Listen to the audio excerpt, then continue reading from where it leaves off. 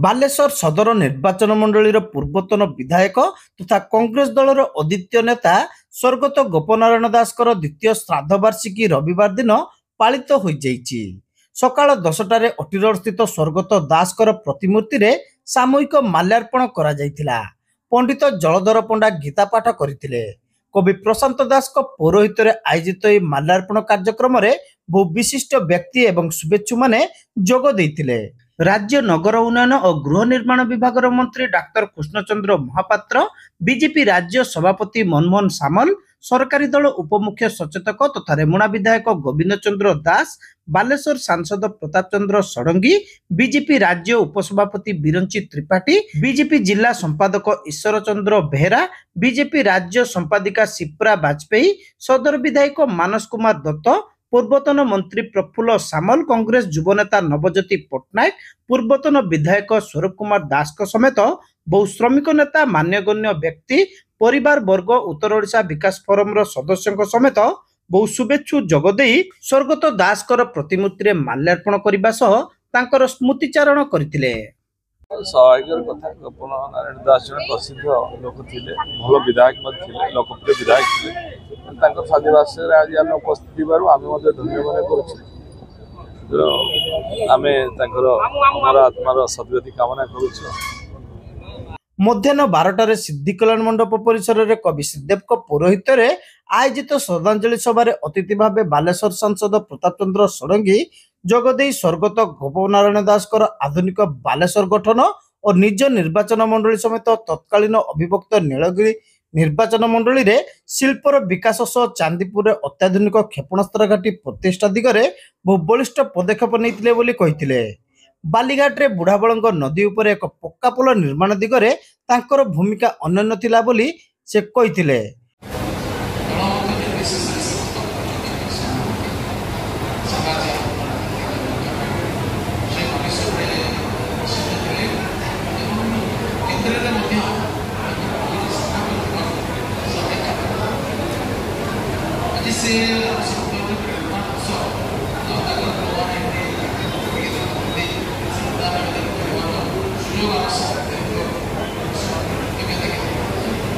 अन्यतम अतिथि भाव सिमुलिया विधायक पद्मलोचन पंडा, सदर विधायक मानस कुमार दत्त, नीलगिरी विधायक संतोष कुमार खटुआ, भद्रक विधायक सीतांशुशेखर महापात्र, बीजेपी राज्य मुखपात्र सज्जन शर्मा, राजेश पट्टनायक, राज्य बीजेपी मीडिया सेल मुख्य सुजित कुमार दास,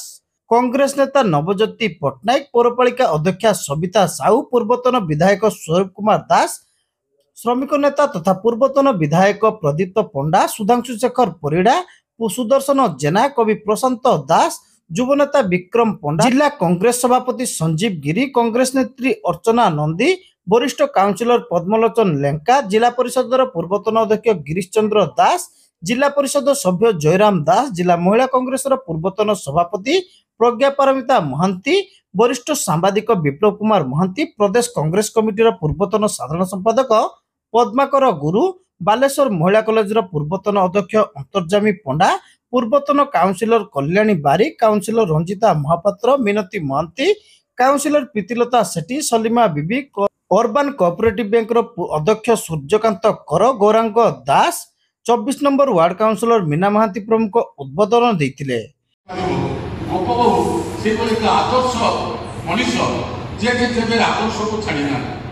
से कांग्रेस आधिपत्य को छाड़ी कांग्रेस आदर्श को छाड़ी से जब छाड़ी पर था वे तो चावली नीति धर्म में लेके था वो कहवा कथा होची आपण माने समस्त अनुभव करथि आम जिला राजनीतिक दृष्टिकोण दुई विभाग अर्थात उत्तर बालेश्वर से होची समाजवादी नेतृत्व में दक्षिण दिग कांग्रेस नेतृत्व तेणु एठी जो मैंने रही समस्ते समाजवादी चिंताधारा नहले निश्चित कष्ट किंतु आम से कांग्रेस चिंताधारा नहले जितवा सहज सब से चेष्टा करते अधिक कम करने अधिक परिचय सृष्टि करने बालेश्वर को आग को आग चेष्टा थी छोट बेल कथा जो मन पकड़ 19 वर्ष बयस जो एमरजेंसी डिक्लेयर होगा भारतीय सेना से जोग नहीं 1967 मसीह सिलीगुड़ी स्थित महा रेजिमेंट से भारत सेना सहित गोटे वर्ष देशवाई सेवा करते स्पष्ट प्रमाणित होता जे भितर किसी जाति माटी देश कर किसी स्पृहा था और आगे बढ़वार सक्षम से यहाँ से कॉलेज राजनीति आसिले कॉलेज सक्रिय राजनीति से भूमिका ग्रहण करते युव नेता साजिले पिला इन्स्पायर करते परवर्ती समय लॉ पढ़ते Madhusudan law college law practice करते जना पड़ी से जड़े भल शिक्षाविद थे सहित समाज किपर भाव समस्ते आगू जी सुस्थ वातावरण हो से मानी जहाँ मैं मंचर शुणुची जहाँ मैं अध्ययन कर जानी सी जड़े निर्भीक व्यक्तित्व थे एवं बलिष्ठ नेतृत्व नवार पाखे बहु गुण था निश्चित भाव में बहु युवक माने प्रेरणार उत्स भाव में नहीं राजनीतिक कैरियर भितर सी पाखे आश्रित होते सी समस्त को सांगरे नहीं चलवा सहित बालेश्वर गठन में भागीदारी थिला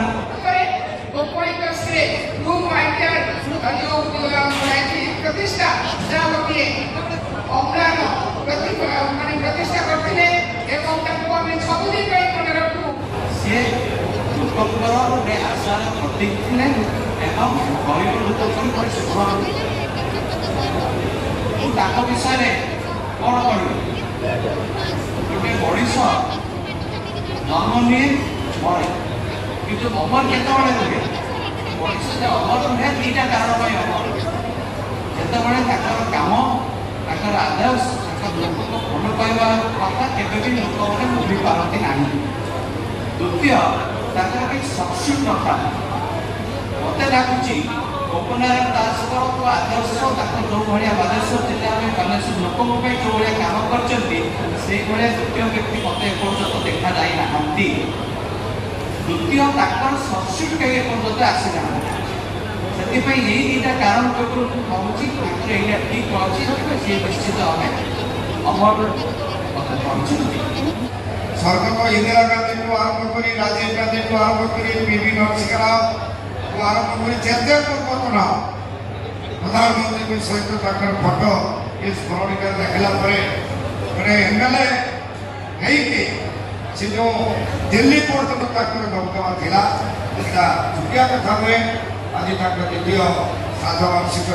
कांग्रेस विचारधारा कांग्रेस आदर्श विच्युत कर शेष पर्यटन शेष विश्वास पर्यटन कांग्रेस विचारधारा करते आगामी दिन में समस्त कांग्रेस कर्मी विचारधारा जो कांग्रेस विचारधारा निजक सब प्रकार नाना विप्लव संशोधन परिचय स्वप्न देखते द्वंद्व सृष्टि हुए यही द्वंद्व आरंभ कौन करूँ 5 वर्षर विधायक जो छाप आज से छाड़ी जाती आज भी निर्वाचन मंडली 40 वर्ष पर पाद चिन्ह को खोजुची जो विकास मूलक कम से करते 5 वर्ष भितर अतिक्रम कर दुस्साहस को विधायक देखी पारि ना यह हूँ सबुठ बड़ कार्यक्रम एवं से आत्मनिर्भर सदस्य थे आम दुई जन एक सांगे पाठ पढ़ीचु प्रथम श्रेणी पाखु कलेज पर्यटन सब पाठ पढ़ीचु सांगे खेल पढ़ीचु सांगे अति अति अति उत्तम बंधु जिते से एमएलए थे समस्त बहु कथा कहीगले कलेज तो करें आम संवाद महिला किंतु कार्य उदयस्पर्शी चिंताधारा बालेश्वर सर्वांगीन उन्नति समस्त स्मृतिपटल रही जोटा कि लोग घूरी पारती आज हूँ द्वितीय सागर और से निजर बंधु थे सबुदिन अतुलनीय व्यक्ति